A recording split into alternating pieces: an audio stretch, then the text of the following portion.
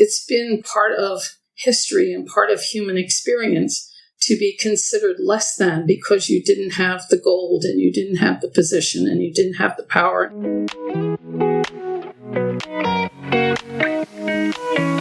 Hello and welcome to Feeling Money, where we explore where money meets real life. I'm your host, Ankele Kinney.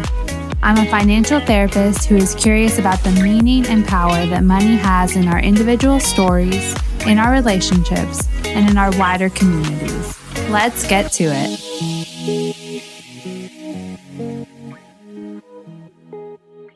Hello and welcome. Today we are with Dr. Barbara Ankele Kinney, who is a retired developmental psychologist. Also, she works as an adjunct professor in career counseling and had a professional and life coaching business. She's also my mother. So we're really glad that you're here today. It's lovely to be with you. It's always good to be with you. So we're just going to start where we start, which is what was money like growing up in your household? It was very much fraught with anxiety, especially in my very earliest years prior to about age 9, 10. Thanks to my mother opening a business, by the time I was a teenager, things were better, but money was always a source of tremendous anxiety in the family. Yeah. What lessons have you had to learn or unlearn about money as you have grown and changed? Not seeing it in a deficit way, but also seeing it, I think, especially in these latest years of my life, seeing it as a resource and also only one of the resources available to me, that there are many resources and how to use those resources in combination. And the other resources would be time, effort, support, inspiration, understanding, knowledge, all those other kinds of resources that can be brought to bear and work together so that money isn't the only resource, and thinking in more of in abundant terms as opposed to in deficit terms. Yeah, so one of many tools in your toolkit. Right.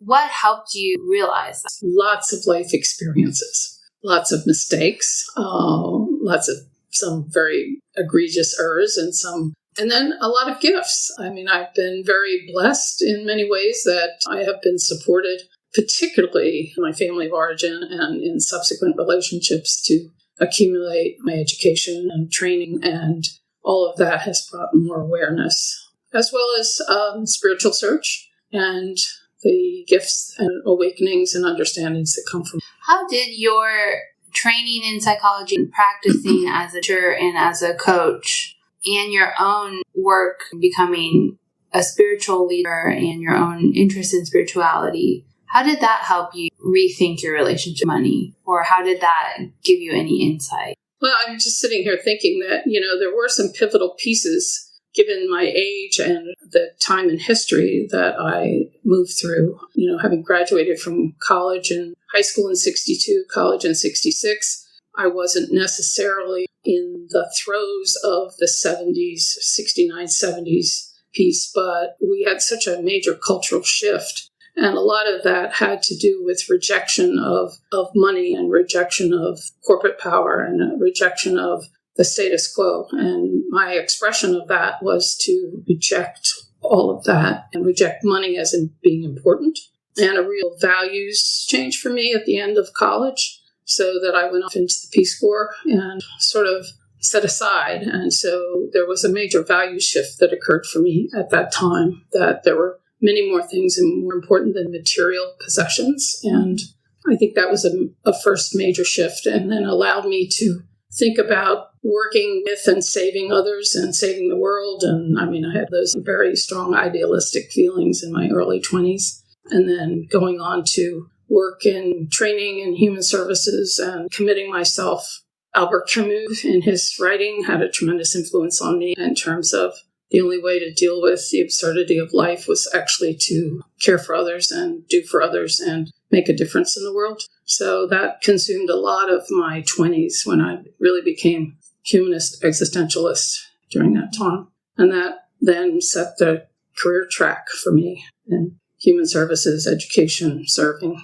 As you were teaching people who were training to be counselors, what did you teach them using your own life experience, your own academic experience? What did you teach them about business or money or finances with regards to their careers? By the time I got to that point, because I didn't really become adjunct faculty until I was about 50, I had a much more reasoned, a non-rejecting. I was blending back in and understanding the combination of how money as a resource was in fact important, but did teach from this concept of the multiplicity of resources and how a person for their own career, a counselor in training for his or her own career, but also for facilitating clients, that of course I understood and had learned the pain that exists around money. So that's pain and toxicity and trauma that has to be healed for many people, myself included.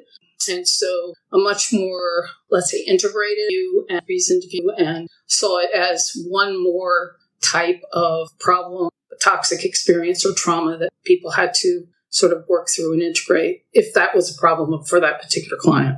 Yeah. So with the integration, it sounds like you were really following career path, which was service, and creating this even a little bit from rejection of maybe consumerism or larger capitalism. And you were creating that path for yourself. But then later on, it sounds like you started to integrate using money as a resource. Mm-hmm. So with that shift, how do you integrate those two things? Kind of the rejection of money, but also the use of money? Well, I think for me at this point, when this is, some of the life experience, but also the spiritual search, but also the writings of people I've been following, the whole integral community, integral theory and things like that, it comes down to values. What's your value structure? Have you done values clarification? What's important to you? And so once you sort of go through those processes of values clarification and all of that,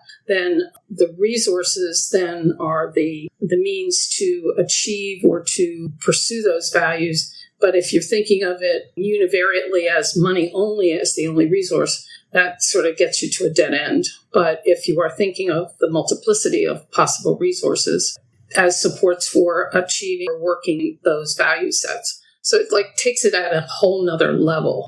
But it also pulls it out of the day-to-day total anxiety that people live in terms of thinking of and living in deficit mentality about money. And I know it's hard to, I immediately second guess myself as I'm talking about this, because now in this current environment, people are facing not having food on the table and not being able to keep their homes and things like that.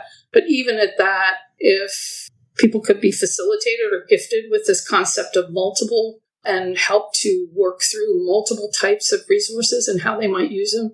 Some people now are really finding multiple gigs to do or multiple jobs to do or creating them. And how do you create something new? How do you get the support systems? How do you find supports to do this? What are the means in the community that support you through these processes? Time, money, energy, and local community support programs, different things like that. So how do you pull all of those? But we need facilitators we need that can sort of open these ideas up to us, even for those people who are suffering the most right now. But even for others, like you take the people who are in the arts right now are suffering horribly. For most of them, their side jobs were to work in restaurants. They've lost both income streams at this point. They are young and creative, all kinds of talents. So who can be available to them to work with them or help them talk through what are the multiple sets of resources available to them that they can bring to bear? Yeah, and that facilitation and that bird's eye view that can look at all the multiple streams and all the different resources that maybe have been focused in one direction or have been weighted in one direction, looking to see how can you use all that's available. Right. That abundance, that multiplicity. That strikes me as something that you did in your coaching practice with people. Is that true, that you kind of helped them see what was in their life and what was in their potential? Very much so. I don't know how it happened, but the people who were attracted to me when I worked with them, tended to have so many interests. Their interests were wide and broad. Like if I had them list out all the careers they were possibly interested in, they might list 200 careers. And helping in most career work, they focus you down very fast. And I didn't. I worked with people from this very large set. And then it's about our values and about, what could you see yourself doing every day? What would be for play? What would be for work or work and play? What enlivens you? So very much a client-oriented.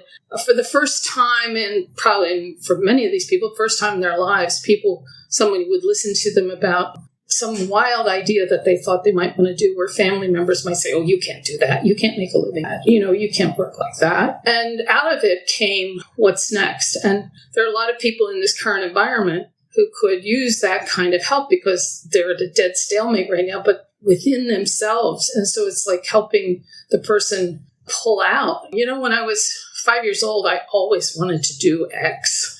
Or when I was 10, I always wanted to try Y. And then allowing them to explore it. And of course, with internet, you can explore anything. And then like, I'm sort of interested in that, but not really. I'd like to read about it, but I don't really pursue training in it. And then, so people making discoveries of things that beyond their wildest imaginations, and then also discovering how they were discouraged along the way. A 8th grade math teacher said, you can't do math, or, stuff like that pops up. Or the parent downers of, you can't make a living at that. So, we want you to go into engineering and no, you're not going to be a dancer, or you're not going to do this, or you're not going to do that. So then the courage to decide, do I want to explore this further, and making huge changes as a result, sometimes not. But it sounds like making those changes from this sense, abundance of resources and possibility, and feeling like you are supported.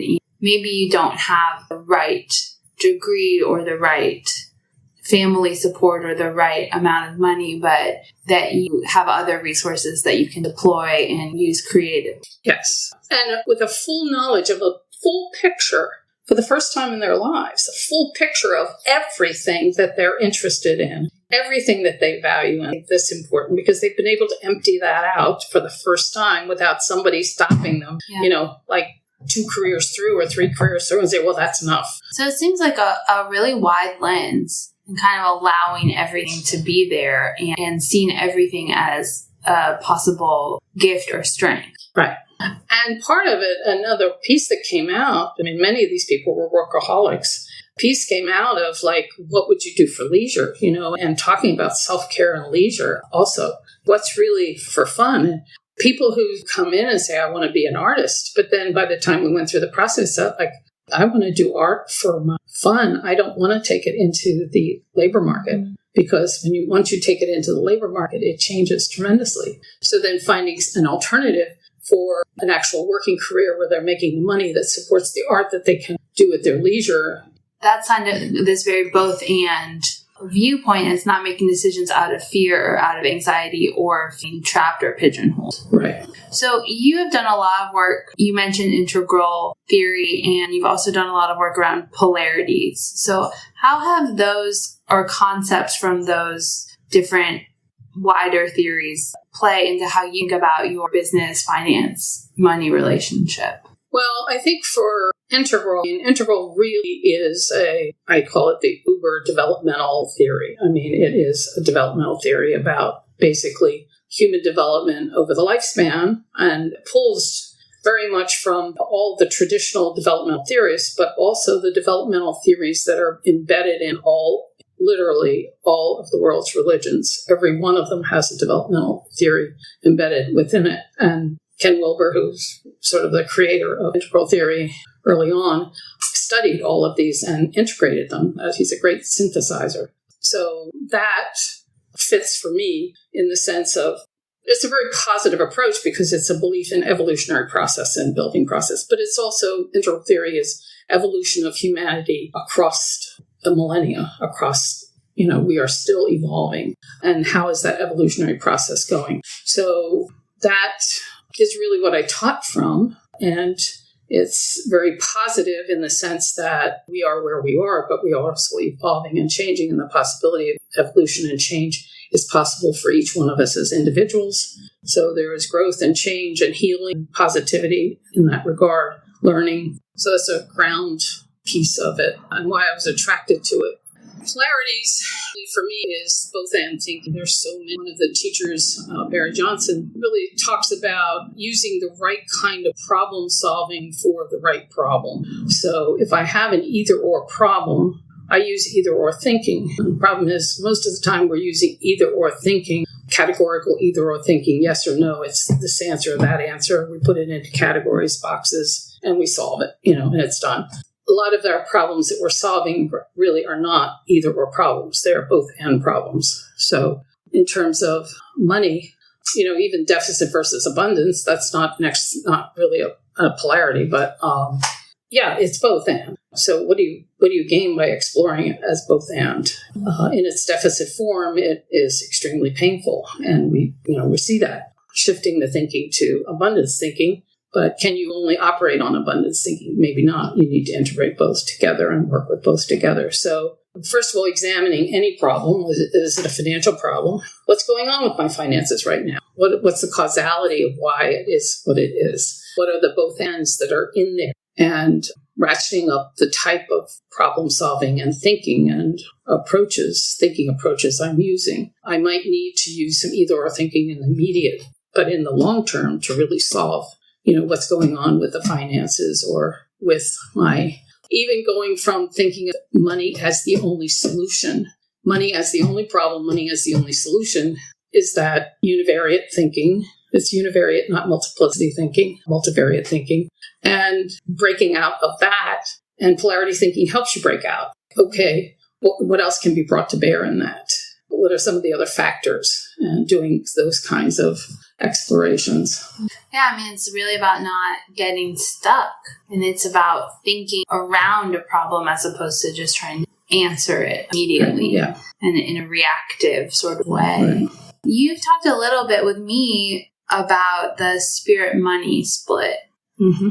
And what is that, And what's your experience with that, and how do you work with it? Without getting too heavily into any kind of spirituality or anything like that, again, the stepping stone there for me would be values. Having somebody really explore their value structure, like what is really, really important to you. And again, as we're talking, I'm realizing how much people benefit from the facilitation of another, opening these just through question and trying to understand the person and having them answer back and really finding out, drawing out from them what's inside them about these things. I truly believe anyone, any person on the street, the homeless person, sitting on the ground, you sit down and talk to that person, they will explain to you what their values are. You can find out what their values are, what's important to that person, what's their philosophy, what's their philosophy of life. They will tell you from their life experiences, their lived life wisdom experiences. And from that, they can articulate for you what's really important. And then the absence of resources is another part of it. The spirit money split in many ways is how deeply embedded in our culture, has been for millennia. We have kings and serfs. It's been part of history and part of human experience to be considered less than because you didn't have the gold and you didn't have the position and you didn't have the power. And in many ways, it was money and power were the two things that really set where your position is, like take social class and all of that. So the deadening of the spirit for people who either were striving and selling their souls to get these things, or the people who never had it and were in many ways enslaved as part of the process, or continue to be undervalued and not treated well throughout. Of course, you see women and you see people of color and all of that through history as well. So these are part of the wicked problems. This is not something that we solve easily. But today, now. Yeah. But for an individual, helping an individual sort of say what is enlivening to your soul, that kind of language necessarily doesn't always work in a counseling situation. So that's where I say the stepping stone is exploration of values. Like, what is enlivening to you? What's turned your excitement on? What makes a difference? What would make a difference? There's the miracle question, or if you won the lottery today for $100 million, what would you do? And I was just so stunned at how many different clients I've asked that question in just research pursuits and different other situations. I don't care what level of income this person was. I mean, some of the clients that we collected this data on were Medicaid clients. Probably within their top 5 was, providing education for nieces or nephews or children, or getting housing for the family. I mean, like the top 5 were things that they would do for other people. And so depending on different kinds of questioning, you could pull out what was really important to them and what would they do with those kinds of resources if you took money off the table. Beautiful stuff came out. So if you had a magic wand, right? Like, so you have a skill set and a heart for this type of facilitation, this type of being able to help people see what their story is, help people discern what their philosophy, their values, and what enlivens their soul, as you put it. If you had a magic wand, where and when would this happen, or how would this facilitation happen to a wider audience? So it's not people who just, at 60 go to therapy for the first time or go to counseling for the first time. How would you think about making it more widespread? Is this something that should be happening in middle school? Is this something that we should know how to talk to our own children about? Or how would you imagine it? That's interesting you're asking this. I have debated this because my worry is that once you put it within the structure of the school or the structure of the family, I've seen so much negativity occur. Yeah. And I've sat with clients who have been so hurt by it. Even like, I remember when you were in middle school, we did the self-directed search, and I was concerned because the way I did it with you was very different than, we left yours at like maybe 12 different careers, whereas I think the instruction was to come up with 1 or 2 or 3, which 6th, 7th, or 8th grade, I forget, maybe it was 7th grade, was way, way, way too early to narrow it down to that point. And the complaints that I got from clients who had, oh yeah, I did one of those tests in high school and, I was supposed to be a farmer. I mean, even my students, my grad students would say, oh, these tests were an absolute joke when I was in the school. They were so badly handled. So yes and no, and yet when you think about the decisions that are made now, even earlier than ever, because you can do pre-IB, 5th and 6th grade now, the tracking that's occurring and always has occurred, and negatively for a lot of students in the past. I haven't figured out that knot, but that I live in and I've worked in, maybe 80% of people go to college, but they're making decisions and their parents are telling them what to major in many cases, because they're high-achieving parents who want their kids to make money. They're very concerned that their children have the money to pay health insurance and things like that. So very practical concerns, which are important. Here we go with both and thinking. But the decisions are made that in many parts of the country, you're graduating at 18, you're stepping out into a job. So really should be starting at 9th grade, 10th grade, preparing for that.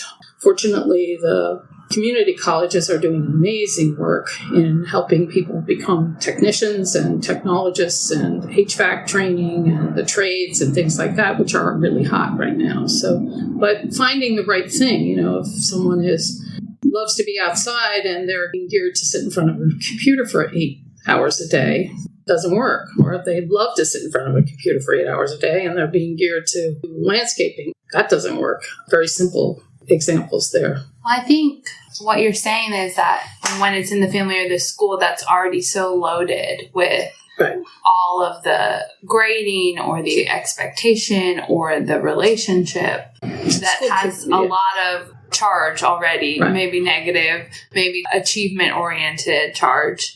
So it sounds like maybe it's really important to think about this third party or this unbiased or this supportive presence, whether that's mentoring or a multi-generational community or, a faith community, or just having other adults and other supports in a child's life to give them more options and more people can point out, oh, it doesn't have to be this way. Yeah. I mean, there are lots of problems with it. I mean, first of all, I don't want to seem like I'm coming down bad on the schools. First of all, many school counselors are carrying caseloads of 300, 400, 500 students. How can you do that? Other than putting out fires, So again, it comes down to money and funding. Funding to, if you have these alternative processes outside the institutional settings, you really do need to get training in there, because you get some of these old curmudgeons that but they're making the same mistake the parents are, or the teachers might be, Right. like speaking only from their own experience and the negativity that might come from that. Right. So, I have spent time on this one, and I never came up with a solution for it yet. Well, when you do, we'll do another podcast. Other than to come back to just more resources, more money, but it's not just about funding. Yeah. So you talked a lot about values. Right. And that's really core in helping people understand their lives, their stories, what they want to do, how they want to spend all their resources and create all their resources, their time, their energy, their money. For you personally, what values guide you thinking about your business, your finances, your money, or your life? And I know that's a big question. Yeah, it's one that probably I need some clarification on myself. I have been a bit frustrated about how values are dealt with. I have, a number of books on values back on my bookshelves, and also over the years tried to find a really good values assessment and have not been successful with that, and played around with it. A primary value for me is spiritual. It's serving God, serving the universe the best way I can, and living as good a life as I can, approximating goodness as much as I can. And then meaning. Things have to have meaning, but then serving others. At this point in my life, I'm now very much focused on self-care and taking care of my own health. Yeah. But also the awareness of giving back and serving others in the process and doing meaningful things. Again, that changes developmentally as I'm in this age group now, in my 70s. That has shifted. I can't protest. I don't have platforms to construct new programs, to do new initiatives and things like that. So how can I? I can do it with other kinds of contributions. So, loving, learning, serving, growing, continuing to learn. Learning has always been a value in the service of growing to goodness as much as possible. Yeah. So you mentioned that this is shifted, and that's so natural developmentally. Yes, right. As there are so many different stage roles of how we grow and what we focus on and what becomes important or top of mind. Do you think there is a developmental timeline around money, career, like finances? Very much so. Looking back, I've benefited from the very, very hard work of my parents to really pull themselves out of poverty into a middle-class life. And that model is, my admiration for what they did and my gratitude for what it gave me for futures and for my being able to do the work that I've been able to do in my life is tremendous. And then I went through a rejection period. And then I went through as I married and had children, a very acquisitive time where I was acquiring. So throw all the rejection out the window. It's the nice home, clothes for the kids, the image in the community, the having things, especially books and and all through my life acquiring books and education for myself as well. And now it's sort of like seeing this phase. Once kids are launched, the acquisition kind of goes away. And then you go through, I've just been through 5, 6, 7 years of downsizing and getting rid of stuff and realize I don't need anything. I don't need all these things. Now I'm getting rid of stuff. So very, very much so if you're just talking about material possessions. Yeah. But that also probably has its own parallel path of what you're valuing in that moment. Yes. Yeah. During the acquisitive phase, it was about the best for the family, the best for you all, right? The best for all of us. Yeah. Yeah. So what do you wish that you had known 20 years ago? 20 years ago? About an emotion. Not to be afraid of it. I was very much afraid of it. All the experiences up to that point had me frightened about money. And I'm relieved from that at this point due to a whole lot of different variables and circumstances that have contributed to that, including some very hard spiritual and psychological work. And did not have to be afraid. If I could give that gift to others, that would be tremendous. That fear around money, that it was a source of anxiety. Yeah, that you do not need to be afraid of it. What about if you could give yourself advice 50 years ago? Probably to seek out others to process things with.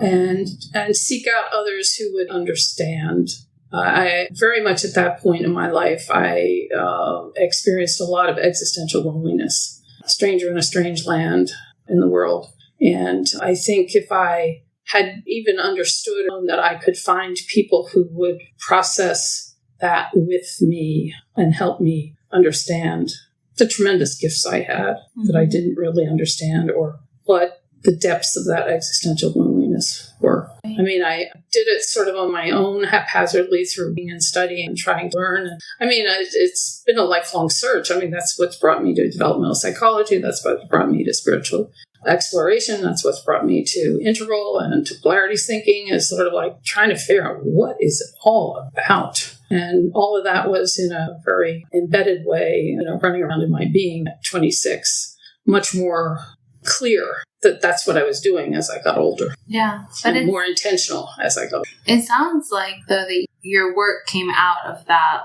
longing. Yes. Very and much that so. you wanted to be the person that you needed or were looking for and didn't know existed at that time. Right. Sort of like the engineer is, how does this how's this made? What is this? What is all this? But existence. Inside here and outside there, right? But all of existence, yes. That curiosity and that. Really. But at 26, who was I talking to that? Who was I? Who could I, people were talking about fashion and babies and getting married and, it's like. But that big curiosity and that big belonging of you keep inviting everything of experience into your awareness. Nothing really gets thrown out. It gets evaluated and decide if you want to use it this way or that way. But also the constant awareness is, this is my experience, but what is somebody else experiencing? Yeah. What is their experience? Which is long-term fascination with assessment to really help myself and others understand that other people are having different experiences. And keeping that openness. Right. And again, being very interested and curious and supportive of another person's story, but not trying to write it for them. Actually enjoying watching them liberate their own story and being fascinated by what comes forth with that and watching them flourish. I mean, that in coaching and counseling relationship to me is just sacred. Yeah, I agree. So emotions and money are so intertwined, and we've talked a lot about values and developmentally, how that might change over time, and even our upbringings really can shape that. But how do you see emotions and the way that our relationship to money? How do you see them in your life now, or how do you see them in your professional and retired life? Well, the integral folks, and this is not much different than what a lot has been said in psychology, particularly in behaviorism, I guess, is integral folks are talking about patterning. I think we go to psychodynamic, we go to behaviorism, we can go to any one of the traditions within psychology and social work, clinical social work and counseling. But, first step is what patterns have been set up. So what's your conditioning? What are your patterns? And what patterning is there?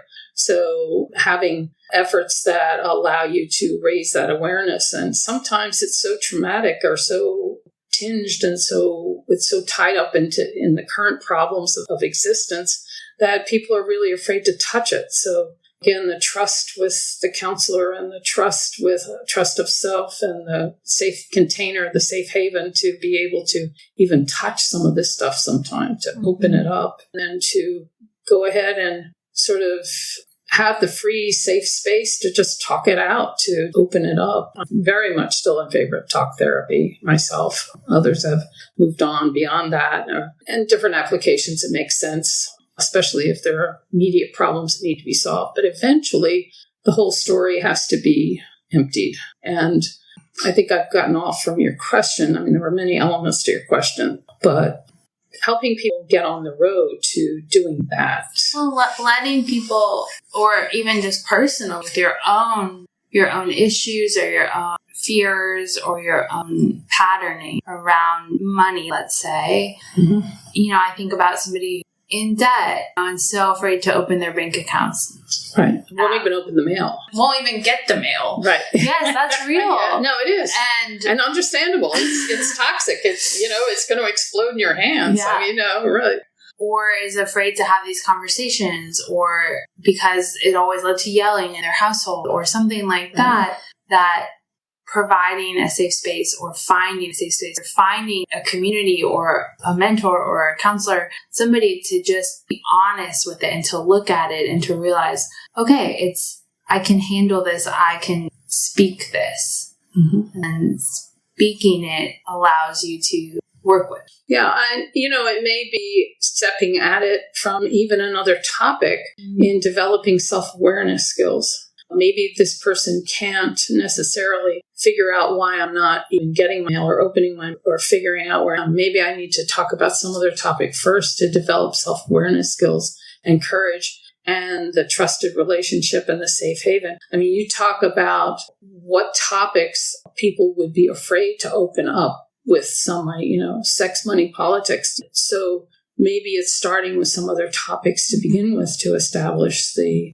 safe relationship, but, sort of like developing the self-awareness skills and the understanding. But there's also a lot of resources to add to the whole thing is information. Some people are avoiding all of these things, just basically they don't have the right information, so it's out of ignorance. And some simple piece of information could change it. Like, there is this available that you need to do this. And in this case, so in some cases, it's just having some additional information, but the fear part of it or any of that patterning part of it, even being interested.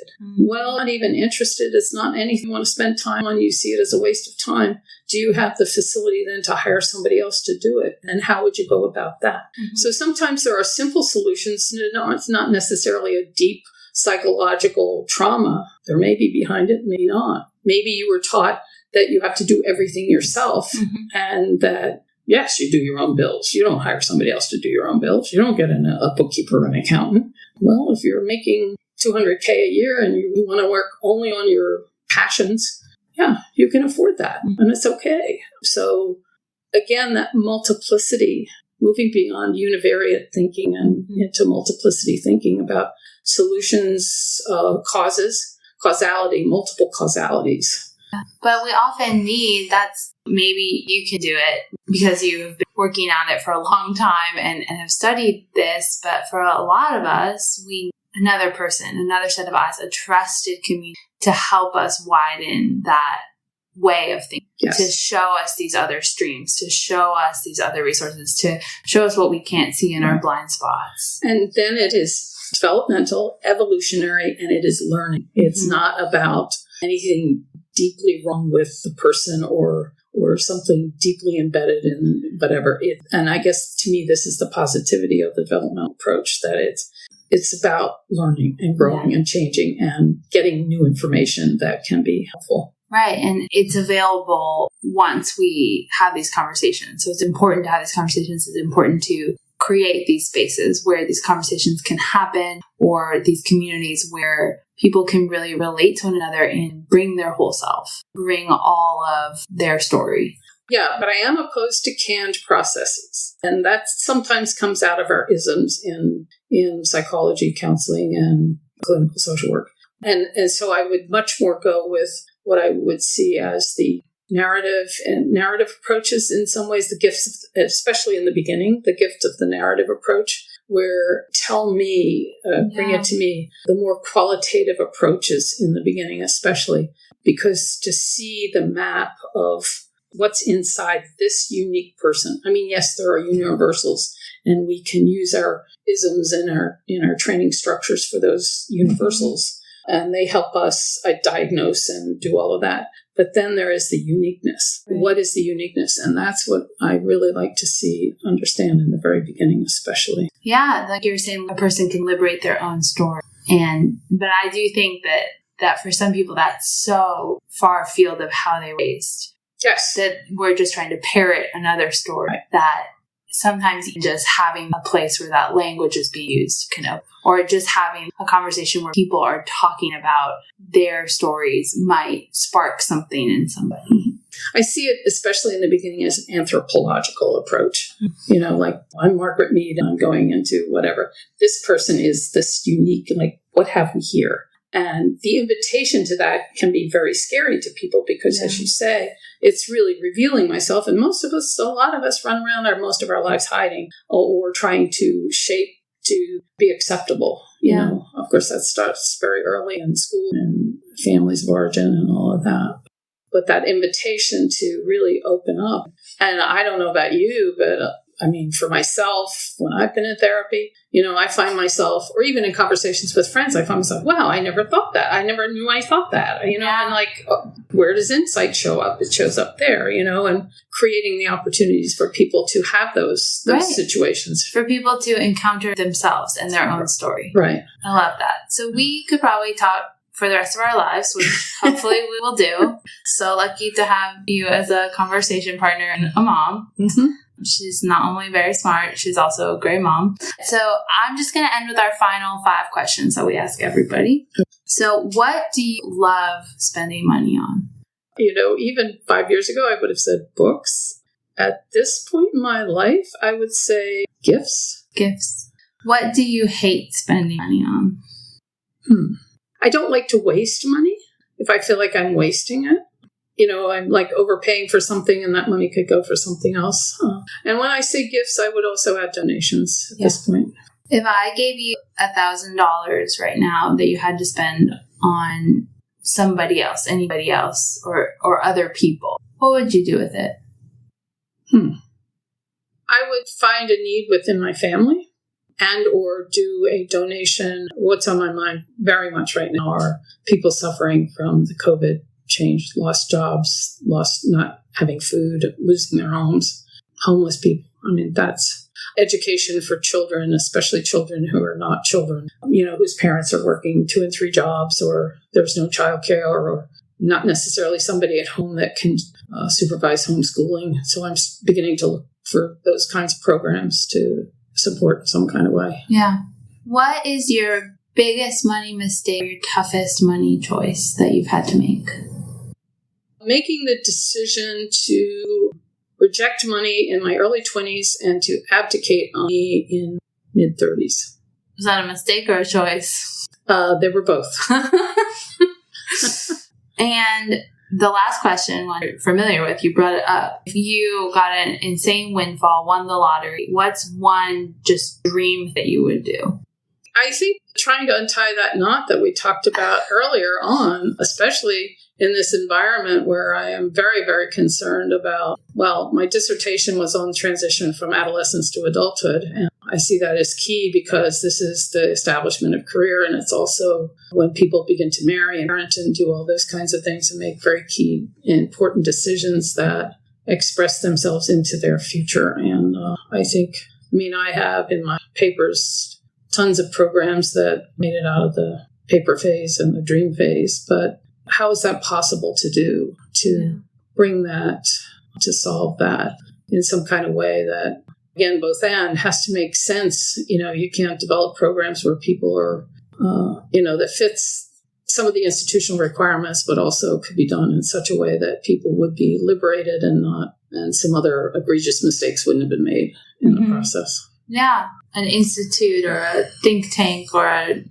organization or agency that would work in reality to help. Actually, I would probably start with the homeless. Yeah. I would start at the other end. We have an awful lot of people talking to each other in the very professional settings. And it's like now moving to the thinking, we get down on the ground and really just do it. Yeah. Well, hopefully that can happen. We'll see. I appreciate your time. I appreciate your daughter. And we were really lucky to have you again later. But thank you so much for being. I really appreciate this. You've set off all sorts of thinking and excitement for me. And thank you very much. I really appreciate this. Good. Yes. Well, you can find us on Facebook and Instagram at Feeling Money. And please subscribe and tell your friends. We'll see you next time.